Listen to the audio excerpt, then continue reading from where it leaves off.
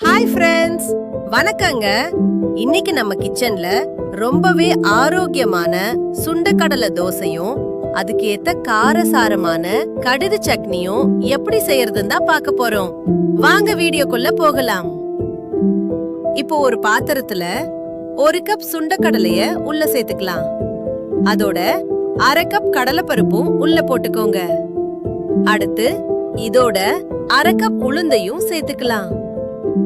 இப்போ இதோட நம்ம எடுத்து வச்சிருக்க 1/2 கப் அரிசியையும் உள்ள சேர்த்துக்கோங்க.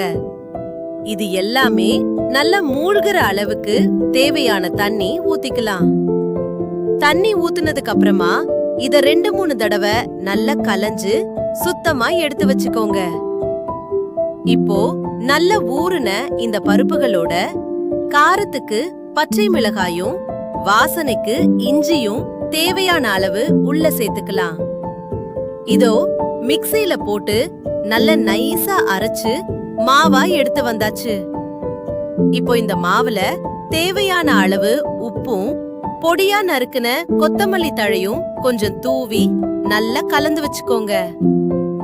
அவ்வளவுதான். தோசைக்கல்ல சூடாக்கி மாவை ஊற்றி நல்ல மொறு மொறுன்னு சுட்டி எடுத்தா சூப்பரான சுண்டக்கடலை தோசை இப்போ ரெடி.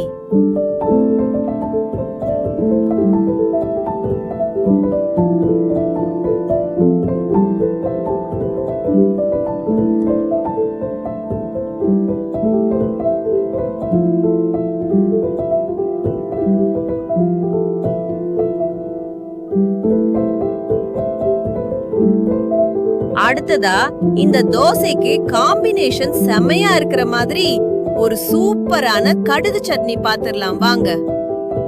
முதல்ல ஒரு பேன்ல எண்ணெய் எதுவும் ஊத்தாம வெறும் கடுகு மட்டும் போட்டு நல்லா வறுத்து தனியா ஒரு தட்டத்துல எடுத்து கொட்டி வச்சுக்கோங்க. இப்போ அதே பேன்ல மறுபடியும் ஒரு 2 ஸ்பூன் எண்ணெய் ஊத்திக்கலாம்.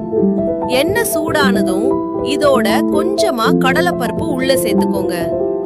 அடுத்து காரத்துக்கு ஒரு 4 பச்சை மிளகாயும் இதோட உள்ள போட்டுக்கலாம். இதோட கொஞ்சமா கருவேப்பிலையும் உள்ள சேர்த்துக்கோங்க. இப்போ வாசனைக்காக 1 ஸ்பூன் அளவு பெருங்காயத்தூள் சேர்த்து நல்லா வதக்கிட்டு அடுப்ப ஆஃப் பண்ணிடுங்க. அடுப்ப ஆஃப் பண்ணிட்டு இதோட கொஞ்சமா தேங்காய் சேர்த்து அந்த சூட்லயே லைட்டா வதக்கி எடுத்துக்கோங்க. இப்போ வதக்கின பொருட்கள் எல்லாத்தையும் ஒரு மிக்ஸி ஜாருக்கு மாத்திக்கலாம். இதோட ஒரு 2.5 ஸ்பூன் அளவுக்கு புளி உள்ள சேர்த்துக்கோங்க.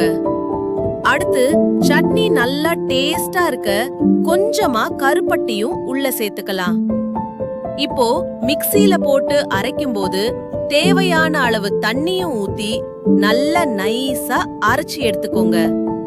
அவ்வளோதான். அரைச்சு எடுத்த சட்னியில நம்ம வறுத்து வச்ச கடுகையும் உள்ள கொட்டி கலக்குனா காரசாரமான சுவையான கடுகு சட்னி ரெடி. நம்ம சுண்டக்கடலை தோசையும் கடுகு சட்னியும் இப்போ சூப்பரா தயாராகிடுச்சு. கண்டிப்பா உங்க வீட்லயும் இத செஞ்சு பார்த்துட்டு எப்படி இருந்ததுன்னு கமெண்ட்ல சொல்லுங்க. இந்த வீடியோ உங்களுக்கு பிடிச்சிருந்தா மறக்காம நம்ம சேனலை சப்ஸ்கிரைப் பண்ணி சப்போர்ட் பண்ணுங்க ஃப்ரெண்ட்ஸ். தேங்க்யூ.